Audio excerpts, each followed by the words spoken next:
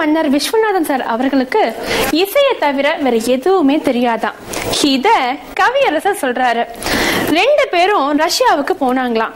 அங்க டாஷ்கண்ட்ல எதுவுமே தெரியாத நம்ம மெல்லிசை மன்னர் விஸ்வநாதன் சார் பியானோவுல ரஷ்யன் நோட்ஸ் வாசிச்சு அங்க இருந்த அத்தனை பேரையும் பிரமிக்க வச்சாராம். அந்த அனுபவத்தை கவியரசர் வாயால கேட்கும் போது நமக்கே பிரமிப்பாதான் இருக்கு. தெய்வம் தந்த வீடு வீதி இருக்கு, இந்த ஊர் என்ன சொந்த வீடென்ன, இந்த ஊர் என்ன சொந்த வீடென்ன, ஞான பெண்ணே வாழ்வின் பொருள் என்ன, நீ வந்த கதை என்ன, வாழ்வின் பொருள் என்ன, நீ வந்த கதை என்ன.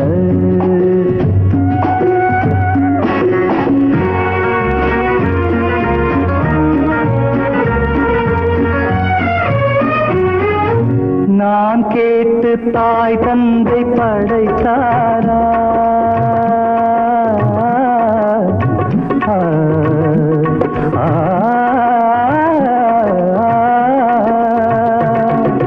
நான் கேட்டு தாய் தந்தை படைத்தாரா, இல்லை என் பிள்ளை என்னை கேட்டு பிறந்தானா, தெய்வம் செய்த பாவம் இது போடி தங்கச்சி, கொன்றால் பாவம் தின்றால் போச்சு இதுதான் என் கட்சி. ஆதி வீடு அந்தம் காடு இதில் நான் என்ன, அடியே நீ என்ன ஞான பெண்ணே, வாழ்வின் பொருள் என்ன, நீ வந்த கதை என்ன. தெய்வம் தந்த வீடு வீதி இருக்கு, தெய்வம் தந்த வீடு வீதி இருக்கு. ஒரு நாளைக்கு அப்படிதான் காரைக்குடியில் அவருடைய இசை விழா நடக்குது, அவருடைய பரதநாட்டு விழா. நாங்கள் எல்லாம் போயிருக்கோம், எல்லா சிங்கரும் போயிருக்கோம். Full crowd. அவர் அப்புறம் 7 மணிக்கு கச்சேரி ஆரம்பிச்சிட்டோம். 7:45 மணிக்கு வந்துகிட்டே இருக்காரு. அவருடைய எண்ணம் கற்பனை பாருங்க, அவருடைய பிரெயின் வந்துட்டே இருக்கும்போது நாங்கள் ஒரு பாட்டு பாடிட்டு இருக்கோம். அந்த பாட்டு தாளத்திலேயே லா லா லான்னு போட்டிருந்தோம் இல்லையா. அது வந்து லேட் கண்ணதாசன் தாளத்தை பண்ணிகிட்டே இருக்காங்க. அங்கேருந்து ரொம்ப சிரிப்பாக காமாக வந்தார். சிரிச்சிட்டேன். இந்த ஒரு டென்ஷனே கிடையாது. லேட்டாக வர்ற ஒன்றும் இல்லை, காமாக வந்து உட்கார்ந்தார். எல்லாருக்கும் வணக்கம். நாங்கள் உயிரோடு இருக்கும்போதே இந்த லேட் கண்ணதாசன் சொல்கிறாங்களே, உங்களுக்கு யாருக்காவது அந்த எண்ணம் வருமா, உங்களை யாராவது அப்படி சொல்லியிருக்காங்களா, இன்னும் லேட் கண்ணதாசன் இருந்துடலாமா. அதை என் காதில் கேட்டு நான் ஜீவனோடு இருக்கும்போது, நான் உயிரோடு இருக்கும்போதே லேட் கண்ணதாசன் என் காதில் விழுது. செத்து போனால் விடாது இல்லை, அப்போ இன்னும் உயிரோடு இருக்கிற லேட் கண்ணதாசன் சிரிச்சு அப்படிலாம் அசந்துட்டாங்க. இப்படி பல விஷயங்கள் நடக்கும். ஜனங்களுக்கு அவர் ரெஸ்பாண்ட். இருட்டில் மறைந்து கொள்ள விளக்கணை பார்த்திலர், கிணத்தில் இருந்து கொண்டு உலகளப்பார். இருட்டில் மறைந்து கொள்ள விளக்கணை பார்த்திலர், கிணத்தில் இருந்து கொண்டு உலகளப்பார். நெருப்பை மடியில் வைத்து மறைத்திருப்பார், அந்த நீசரை யார் உலகில் பொறுத்திருப்பார். நெருப்பை மடியில் வைத்து மறைத்திருப்பார், அந்த நீசரை யார் உலகில் பொறுத்திருப்பார். எல்லாரும் எல்லாமும் பெற வேண்டும், இங்கு இல்லாத நிலை வேண்டும். அப்பாவும் விஸ்வநாதனும் வந்து ரஷ்யாவுக்கு போனதெல்லாம் வந்து ஒரு தனி கதையாவே அப்பா சொல்லுவார் எங்ககிட்ட. ஏன்னா விஸ்வநாதனை வந்து இசையை தவிர வேற ஒன்றும் தெரியாது. அப்படிப்பட்ட ஒரு மேதை. சுற்று வட்டாரத்தில் என்ன நடக்குது என்பது, என்ன நிகழ்வுகள் என்பது கூட அவருக்கு தெரியாது. அப்பா வந்து ஒரு மிகப்பெரிய மேதை தான். ஆனால் அப்பா பொறுத்தவரைக்கும் என்ன பண்ணாலும் உலக விஷயங்களையும் தெரிந்து வைத்திருப்பார். விஸ்வநாதனுக்கு வந்து அந்த இசை தான் உலகமே. அதை வந்து அப்பா சொல்லுவார். என்னுடைய தம்பி மியூசிக் டைரக்டர் விஸ்வநாதன் இருக்கிறான். அவனுக்கு கொஞ்சம் மியூசிக்ல, லைட் மியூசிக்ல இஸ் இன்டர்நேஷனல். 2 பேரும் ஃப்ளை பண்ணி ஒரு பிளேன்ல போனோம். டாய்லெட்னு போட்டிருந்தான். அல்ல ஐ கொஞ்சம் அழிஞ்சிருந்தது. இவன் கேட்டா, அண்ணன் 2லெட்னு போட்டிருக்கானே, வாடகைக்கு விடுவான். நான் அவன் வாடகைக்கு விடுவான், கேட்டு பாடுறா போய். போயிட்டே இருக்கிறோம். டெல்லியில இருந்து எங்க நான் போறோம்னா ஆப்கானிஸ்தான் அப்படின்னா. அப்படின்னா என்னடா இது, ஆப்கானிஸ்தான் ஒரு ஊரு நாடு, விஸ்வநாதன் அப்படின்னா அதான்டா அது. அது சரி, என்ன ஆப்கானிஸ்தான்ல எங்க என்ன போறோம், காபூல் அப்படின்னா இந்த எனக்கு கோபம் வந்துடும். காபூல்ங்கிறது ஒரு ஊரு, அவ்வளவுதான். அங்க இருந்து டாஷ்கண்ட் போனோம். இது என்ன, இதான் டாஷ்கண்ட் அப்படின்னா. அங்க இருந்து போன உடனே லெனின்கிராட்ல ஒரு அம்மையார் இங்க தமிழ் படிச்சவர், அவங்க இலக்கணம் சுத்தமா தமிழ் பேசுவார். அந்த அம்மையாரை கேட்டா, அம்மா உங்கள் கணவர் எங்கே வேலை பார்க்கிறார் அப்படின்னு. பொறியியல் துறையில் வேலை பார்க்கிறார் அப்படின்னு. இவன் கிள்னா என்னடான்னு கேட்டேன். ஏன்னா பொறியியல் கூட்டு இதுக்கெல்லாம் ஒரு துறையான உண்டு. பொறியியல்னா என்ஜினியரிங்கடா, சும்மா வெளியில வந்தோம். முன்னால அந்த ரூடின் தமிழ் படிச்சவர் இருக்கிறாரு, செபஸ்டியன் ரூடினா, அவர் உட்கார்ந்து இருந்தார் ஃப்ரண்ட் சீட்ல. அவர் சொன்னார், கண்ணதாசன் இதுதான் லெனின் மசோலியம். இந்த மசோலியம்னு வார்த்தையை கேட்டானோ இல்லையோ, என்ன முசோல்னி இந்த ஒரு ஆன முசோல்னி இல்லடா, இது சமாதிடா. இது மசோலியம்னா சமாதி, லெனின் சமாதி. போற இடமெல்லாம் தொலைச்சிருவான் என்னன்னு அதுன்னு. உலகத்துல அவனுக்கு ஒண்ணுமே தெரியாது. அங்க கூட்டி கொண்டு போய் செக்காய்ஸ்கி மியூசிக் ஹால்னு ஒண்ணு காட்டினாரு. செக்காய்ஸ்கினா யாருன்னு எனக்கு தெரியாது. செக்காய்ஸ்கி மியூசிக் ஹால்னு கொண்டு போய் அவனை உட்கார வைத்தாரு. இதான் செக்காய்ஸ்கி வாய்ச்ச பியானோன்னு. அந்த செக்காய்ஸ்கி வாய்ச்ச நோட்ஸ் பேப்பர் கூட நான் கையில வாங்கல. அந்த பியானோட உட்கார்ந்தா ஒரு ½ an hour வாய்ச்சான் செக்காய்ஸ்கி நோட்ஸ். சுத்தி இருந்த ரஷ்யன் பூரா திகச்சு போ. ஒரு ரஷ்யனுக்கும் இவ்வளவு இப்படி செக்காய்ஸ்கி நோட்ஸ் வாசிக்க தெரியாதுன்றாங்க. உலகத்துல அவருக்கு எதுவும் தெரியாது. Concentration on music. கவிஞரையா,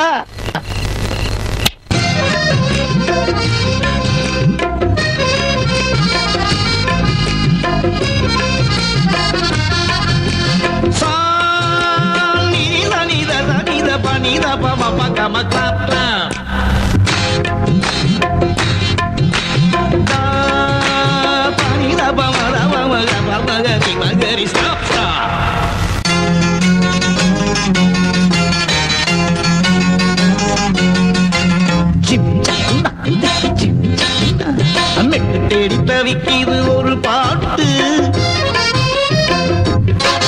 அந்த பாட்டுக்குள்ளே துடிக்கிது ஒரு மெட்டு.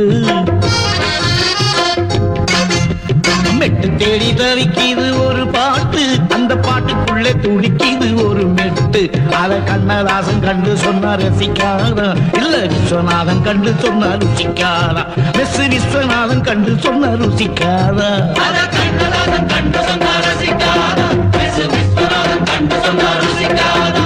அத கண்ணதாசன் கண்டு சொன்னா ரசிக்காதா, மெஸ் விஸ்வநாதன் கண்டு சொன்னா ருசிக்காதா.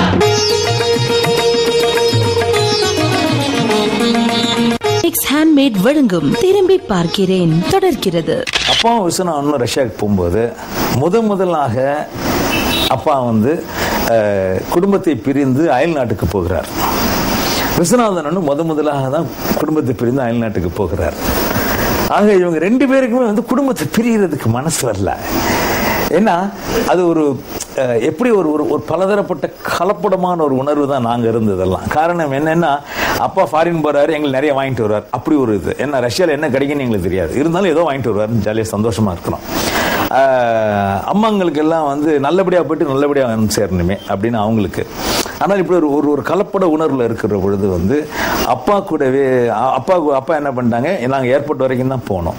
ஆனால் பேபி அத்தை என்ன பண்ணாங்க, விஸ்வநாதன் கூட டெல்லி வரைக்கும் போனாங்க பிளேன்ல. போயிட்டு அப்புறம் டெல்லியில இருந்து ஏரோஃப்ளோட்டுங்கிற ரஷ்யன் ஏர்லைன்ஸ்ல கிளம்பி போயிட்டாங்க.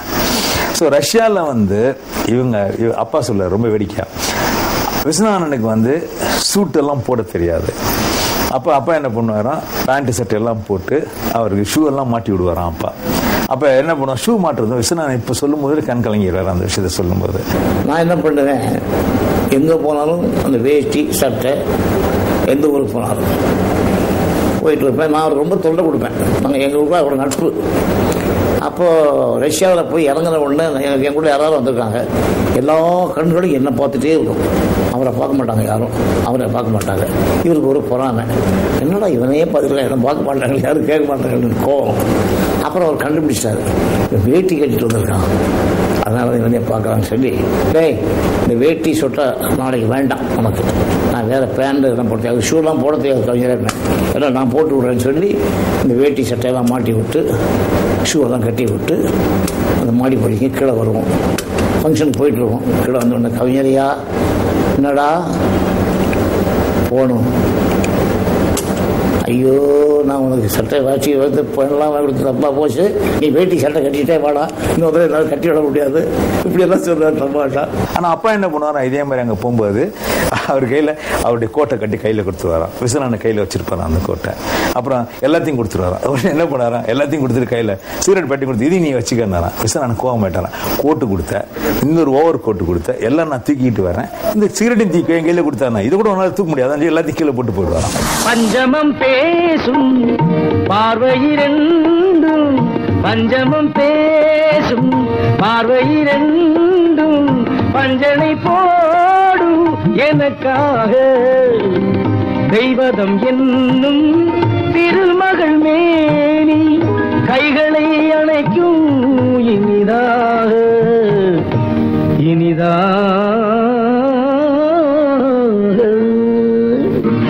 எனக்கொரு காதலி இருக்கின்றாள், அவள் 7 சுரங்களில் சிரிக்கின்றாள்.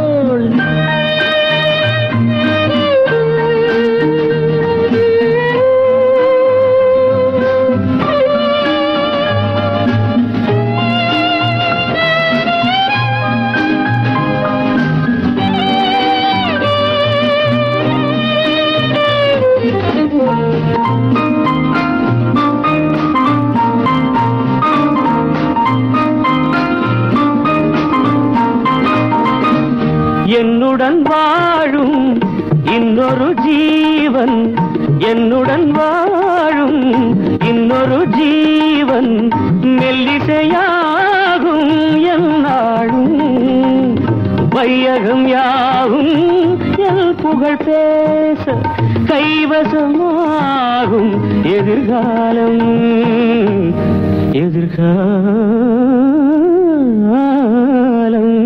திரு பாலச்சந்தர் சார் அவர்கள் காட்டுகிற வித்தியாசம் வந்து, கவிஞர் கண்ணதாசனும் திரு எம்.எஸ். விஸ்வநாதனும் அவர்களோடு ஏந்து வருகிறார் போதுதான் அமையும். ஏன்னா அவர் எதிர்பார்க்கிற எல்லா விதமான சிச்சுவேஷன்களும் அவருடைய படத்தினுடைய கதையும் அந்த பாடலிலே வரணும்னு ஆசைப்படுவார் பாலச்சந்தர் சார். அதற்கேற்ற மாதிரி விஸ்வநாதன் டியூன் போட்டு வைப்பாங்க, அதற்கேற்றால் போல் கவியர் சார் வரிகளை கொடுத்து விடுவார். பாலச்சந்தர் சாருடைய படங்கள் நீங்க பாத்தீங்கன்னா தெரியும் உங்களுக்கு, ரொம்ப அதாவது ஒவ்வொரு சிச்சுவேஷனும் வந்து ரொம்ப டஃப்பா இருக்கிற சிச்சுவேஷன் மாதிரி இருக்கும். அந்த சிச்சுவேஷனுக்கு வந்து கவிஞரால் தான் பாடல் எழுதுனேன். அப்பா என்கிட்ட வேடிக்கையா சொல்லுவாரு, ஒரு காதல் பாட்டு எழுதுவதுலாம் ரொம்ப சாதாரண விஷயம்டா, அதை எழுதிடலாம், எனக்கு எந்த அளவுக்கு சிச்சுவேஷன் டஃப்பா இருக்கோ அந்த அளவுக்கு எனக்கு பாடல் எழுதுறது ஈஸி மாதிரி, ரொம்ப சுலபமா எழுத முடியும். சிச்சுவேஷன் டஃப்பா இருந்தால் தான் பாடல் எழுத முடியும் ஈஸியா இருக்கிற சிச்சுவேஷனுக்கு பாடல் எழுதுதான் ஒரு மாதிரி எரிச்சலா இருக்கும், என்னடா இதையே தான் கேட்கறாங்கன்னு. ஆனா அந்த மாதிரி ஒரு நல்ல டஃப் சிச்சுவேஷனை பாலச்சந்தர் கொடுக்கக்கூடியவர். மந்திரத்தில் மயங்குகிறாள் சந்தனத்தை பூசி அள்ளிட போடி சிறுகொண்ட வீச அவள் மனவாளன் கதைகளையே பேச. மந்திரத்தில் மயங்குகிறாள் சந்தனத்தை பூசி அள்ளிட போடி சிறுகொண்ட வீச அவள் மனவாளன் கதைகளையே பேச. வெற்றி மகள் கையிரண்டை பற்றிவிட்டான் திருடன், வெற்றி மகள் கையிரண்டை பற்றிவிட்டான் திருடன், நெற்றியிலும் திலகமிட்டான் நீராடும் கண்ணன், ஒரு நெஞ்சினிலும் திலகமிட்டான் காதலிலே மன்னன். ஆடுமடி தொட்டு இனி 5 திங்கள் போனாள், அழகுமல் அன்னையன ஆனாள், ஆதரித்தாள் தென்மதுரை மீனா. நாங்கள் ரெக்கார்டிங் வந்துட்டு இருக்கோம், ஒரு ஃபோன் வந்தது ரங்கசாமி ரெக்கார்டிங் கடந்து, விசு விசு விசு என்ன மாதிரி கவிஞர் இறந்து போயிட்டாங்க. நாங்கள் ஏதோ கம்போசிங் வந்துருக்கோம், நானும் ஓடி போய் பார்க்குறோம். வெளியெல்லாம் கூட்டம் நிற்கிது, உள்ளே யாருமே விடலை. வெளியே எல்லாரும் நிற்கிறாங்க. நானும் மட்டும் போனோடனே எங்களை மட்டும் உள்ள விட்டாங்க. உங்களோட சேரில் பார்த்து சிரிச்சிட்டே பார்த்துட்டு இருக்காரு. என்னடா நீ அப்படி சொன்னேன்? நான் வேணும்னு தான் சொன்னேன். நான் செத்து போயிடா நீ எப்படி அழுவுன்னு பார்க்கணும் இல்லை, அதுக்காக தான் சொன்னேன். அப்படி இந்த மாதிரி நட்புகள் ஒரு அதாவது ஒரு கவிஞரோட பழகின ஒரு மியூசிஷியன்னாக்கா ஒரு சாதாரண ஒரு சின்ன பையன் நான் தான். அவ்வளோ அன்பாக பழகுவேன், பாசமாக பழகுவேன். அவரும் அப்படி தான். நட்பு மட்டும் இல்லை, அவர் சாகிற வரைக்கும் எம்ஜிஆர் வந்து சொல்கிறாரு, அவருடைய பணத்தை கொள்ளி வைக்கும்போது சொல்கிறாரு, எல்லாரும் கொள்ளி வச்சிங்களா, விஸ்வநாதையும் வைக்க சொல்லுங்க, அப்போ தான் அவர் பணம் வேணும் அப்படின்னு சொன்னார். இன்னும் நினச்சா இன்னும் தண்ணி வர எனக்கு நானும் வச்சா இருக்க வேண்டிய அப்படி ஒரு கவிஞர்.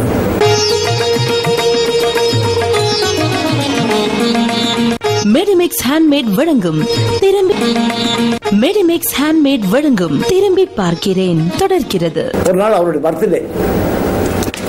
பர்த்டேக்கு நாங்கள் ஆர்கெஸ்ட்ரா கச்சேரி வைப்போம். அவருக்கு மாலையெல்லாம் போட்டு போனதெல்லாம் போட்டு ரொம்ப பிரமாதமாக கொண்டாடுவோம். அன்றைக்கி எல்லாரும் வந்திருக்காங்க, எல்லாம் பாடிட்டு இருக்காங்க.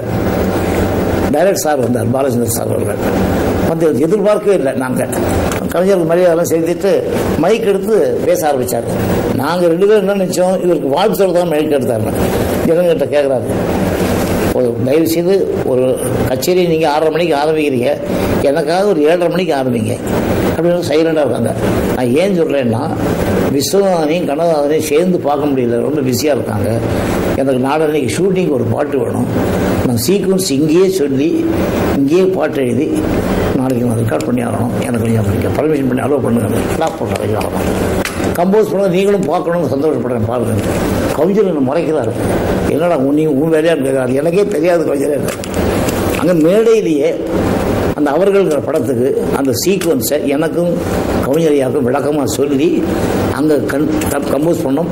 அங்கே எப்படி கம்போஸ் பண்ணோம், அதே சீக்வன்ஸுக்கு 4-5 டியூன் போட்டாலும் கூட அந்த ஒரு டியூன் வந்து அங்கும் இங்கும் ஆசை பொங்கும் இன்று நீ எந்த பக்கம், இதான் மெட்டு, இதான் பாட்டு.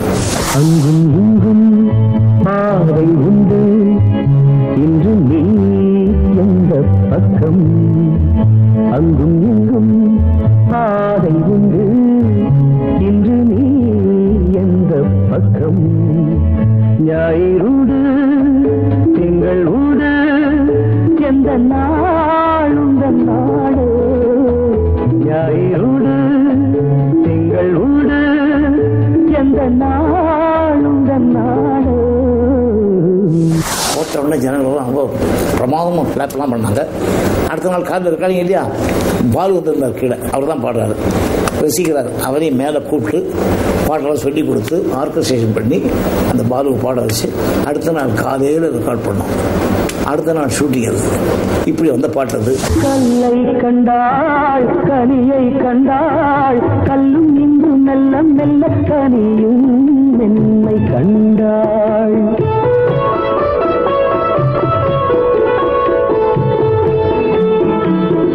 கல்லை கண்டாள் கனியை கண்டாள், கல்லும் இங்கு மெல்ல மெல்ல கனியும் மென்மை கண்டாள், கதை எழுதி பழகிவிட்டாள் முடிக்க மட்டும் தெரியவில்லை,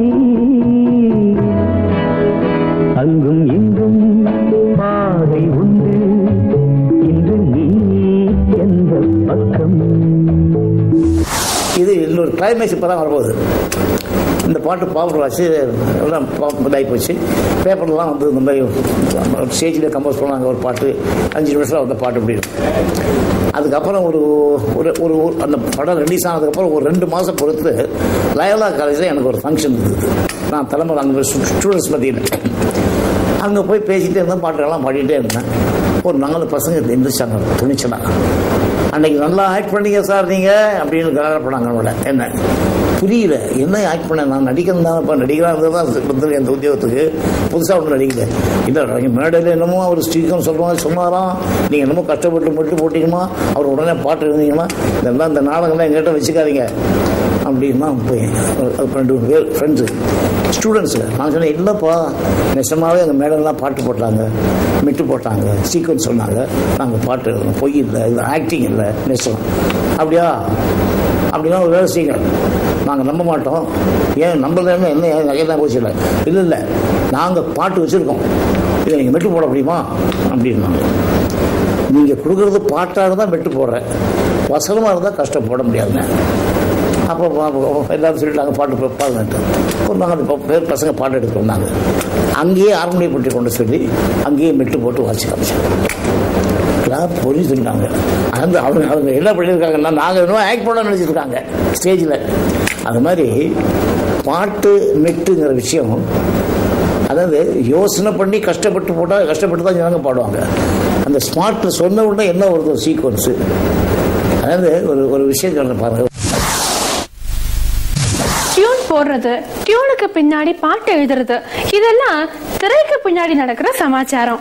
அத ஒரு பொது மேடையில மக்களுக்கு முன்னாடி செஞ்சு காமிச்சா நிச்சயமா அது ஒரு இமாலய சாதனை தாங்க. அந்த மாதிரி ஒரு சாதனைய இது வரைக்கும் வேற யாரும் செஞ்சதா செய்தியே கிடையாது. Jewellery sponsor by Tharas jewellery, Kutchery road, Mylapore.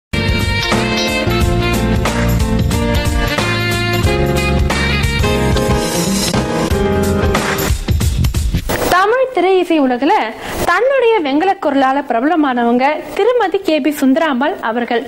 அவங்களே நம்ம மெல்லிசை மன்னர் MS விஸ்வநாதன் சார் போட்ட டியூனை பாராட்டி இருக்காங்கன்னா அது இசையரசிய பாராட்டின மாதிரி இல்ல. தம்பிக்கு ஒரு பாட்டு, அன்பு தங்கைக்கு ஒரு பாட்டு, தம்பிக்கு ஒரு பாட்டு, அன்பு தங்கைக்கு ஒரு பாட்டு, வாழ்வில் நம்பிக்கை வளர்வதற்கு உதவும் நான் சொல்லும் கதை பாட்டு, நான் சொல்லும் கதை பாட்டு.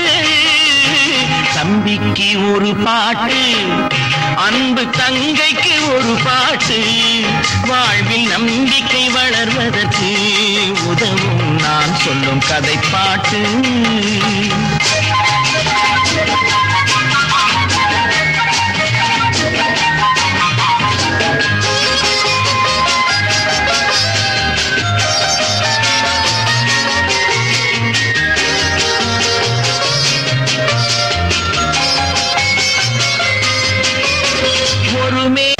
ஒரு மேதை பகல் வேளை கையில் விளக்குடன் சென்றாராம். மனிதன் எங்கே காணவில்லை, தேடுகிறேன் நான் என்றாராம். பிறப்பால் வளர்ப்பால் இருப்பவரெல்லாம் மனிதர்கள் அல்ல என்றாராம். இனத்தால் அல்ல மனத்தால் மட்டும் வாழ்பவன் மனிதன் என்றாராம், வாழ்பவன் மனிதன் என்றாராம். தம்பிக்கு ஒரு பாட்டு, அன்பு தங்கைக்கு ஒரு பாட்டு. முக்கியமான விஷயம், ஒரு பெரிய மகா மேதை அம்மா KB சுந்தராம்பாள்னு ஒரு, நான் வந்து அம்மாவோட ரொம்ப மரியாதை பேரன் மாதிரி நான். அவங்க ஆக்ட் பண்ணுற படத்துக்கு எனக்கு மியூசிக் பண்ணணும்னு ஒரு ஆசை ஒரு காலத்தில். அதுக்கு ஒரு சந்தர்ப்பம் வந்தது. சந்தர்ப்பம் வந்த உடனே சடகோபன் ப்ரொடியூசர் பத்மஜீத் சிங்கிட்ட இருந்து படம் ஆரம்பித்தார். பாட்டு கம்போஸ் பண்ணோம். அவங்க பாடுற மாதிரி கம்போஸ் பண்ணி கண்ணதாசன் ஏற்ற உட்காந்து கஷ்டப்பட்டு கம்போஸ் பண்ணிட்டோம். கம்போஸ் பண்ண உடனே எப்படி கம்போஸ் பண்ணோம்னாக்கா, அந்த பாட்டு எழுதுறதுக்கு முன்னாடி அந்த டியூனை வாட்சி காமிக்கணும்ல, அந்த அம்மா வந்தாங்க. இப்போ நாங்கள் எட்டு பல்லவி போட்டிருந்தேன், அவர் போட்டிருந்தார், எழுதியிருந்தார். இந்த 8 பல்லவியும் அந்த அம்மாவுக்கு வாட்சி காமிப்போம். இதில் எது உங்களுக்கு பிடிக்குதுன்னு சொல்லுறது ரெக்கார்ட் பண்ணணும். 8ம் வாட்சி அப்புறம் அதை எப்படி வாட்சோம்னாக்கா, 1வது போட்ட டியூனை 3வது வாட்சம், 3வது போட்ட டியூனை 6வது டியூன், இப்படி வரிசையாக ஆர்டராக வாசிக்காத. வாசித்த உடனே அந்த அம்மா பாட்டை கேட்டுட்டு எல்லாம் கேட்டாங்க, எனக்கு 6வது டியூன் ரொம்ப பிடிச்சிருக்குமானே அப்படின்னா. 6வது டியூன் தான் நாங்கள் முதல்ல போட்ட டியூன். முதல்ல போட்ட டியூன் 6வது வாட்சி காமிச்சோம். பட் முதல்ல போட்ட டியூன் 6வது டியூன். அப்போ நான் அம்மாட்ட சொன்னேன், அம்மா இதாம்மா நாங்கள் முதல்ல போட்ட டியூன். அப்படியா, நீ 6வது வாட்சி காமிச்சது எனக்கு பிடிச்சது. அதை பற்றி அப்படின்னா, முதற் பலம் தெய்வ பலம், பிற்பலம் மனித பலம் அப்படின்னா கண்டப்பா. முதற் பலம் தெய்வ பலமும், பிற்பலம் மனித பலமும். ஒரு சீக்வன்ஸ் சொன்ன உடனே பட்டுன்னு ஒருத்தன் தோணுது பாருங்க, அதுதான் பாட்டு ஒரு மியூசிக் டேரக்டருக்கு. அப்புறம் அவன் தனியாக வருத்திக்கிறாங்க, வருத்தி 5-6 போட்டு 8 போட்டு இன்னும் பண்ணலாம். பட் நீ அப்படி இல்லை, 8 போட்டாலும் 8 நல்லா இருக்குமா, நீ நல்லா இருக்கணும் ஆசீர்வாதம் பண்ணாங்க. அந்த பாட்டு ரெக்கார்ட் பண்ணோம், அதுக்குள்ள அந்த வர முடியல, இறந்துட்டாங்க பாவம். ஜம்புலிங்கமே ஜடாதரா, ஜோதிலிங்கமே அரோகரா.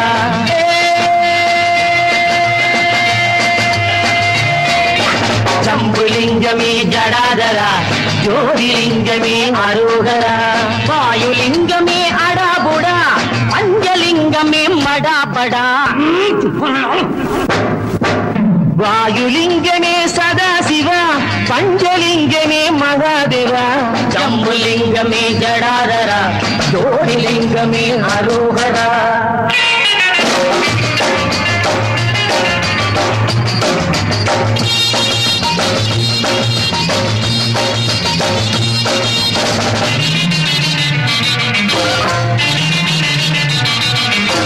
காரனை உதைத்த என்னப்பனே, உரை காணால் உரைத்தான் கண்ணப்பனே.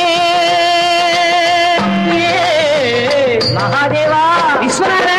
காரனை உதைத்த என்னப்பனே, உரை காணால் உரைத்தான் கண்ணப்பனே. அதே அதே சபாபதே, அதே அதே சபாபதே. பாம்பை அடிக்கும் ஆண்டவனே, பம்பை அடிக்கும் ஆண்டவனே, உனை பிரம்பால் அடித்தான் பாண்டியனே. பம்பை அடிக்கும் ஆண்டவனே, உன்னை பிரம்பால் அடித்தான் பாண்டியனே. அதே அதே சபாபதே, அதே அதே சபாபதே. இந்த சினிமா உலகத்தில் நான் எப்போ சான்ஸ் கிடைச்சாலும் அவங்கள பற்றி பேசணும்னு ஆசைப்படுறதுன்னா ஒரு 2 பேர் தான். ஒன்று உங்களுக்கு எல்லாம் தெரியும், நடிகர் திலகம். அடுத்தது நம்ம மெல்லிசை மன்னர் MS விஸ்வநாதன் பற்றி தான். ஐயோயோ, எனக்கு அந்த ஆள் மியூசிக் மேலே ஒரு பைத்தியம் சார். நமக்கு குதிரைக்கு பட்டை கட்டி விட்டா மாதிரி. நீங்கள் உலகத்தில் எவரவானா என்கிட்ட கொண்டாங்க, பீத்தோவனை கொண்டாங்க, மோட்சார்ட்டை கொண்டாங்க, அவங்க தாத்தா எல்லாம் கொண்டாங்க. உனக்கு யார் பிடிக்கும் எல்லாம் கேட்டப்பறம் கேட்டால் எனக்கு விஸ்வநாதன் மியூசிக்கு தான் பிடிக்கும். அதுக்கு காரணம் எல்லாம் சொல்லிட்டு இருக்கணுங்கிற அவசியம் இல்லை. நான் ஒரு ரசிகன், நான் ஒரு வெறியன், விஸ்வநாதன் வெறியன். சிறு வயது முதல் இன்று வரை எனக்குன்னு நான் நிம்மதி தேடிக்கணும்னால் நான் சைலண்டாக தனியாக இருந்து என்னுடைய கடந்த கால வாழ்க்கையை நினச்சி பார்க்குறதோ, என்ன நடந்த நல்ல சம்பவங்கள் நினச்சி பார்க்கணும், அப்படிலாம் நினச்சி பார்க்கணுன்னா எனக்கு ஒரு ரூமில் தனியாக உட்காந்து விஸ்வநாதன் சார் சாங்ஸை கேட்டால் தான் எனக்கு அந்த நிம்மதி கிடைக்கும். நான் கிட்டத்தட்ட அந்த விஷயத்தில் ஒரு கிணத்து தவளை மாதிரி. என்னுடைய கிணறுங்கிற மியூசிக்குங்கிற கிணறுக்குள்ளே இருப்பேன். அது ஃபுல்லாக விஸ்வநாதன் சாங்ஸாக தான் இருக்கும்.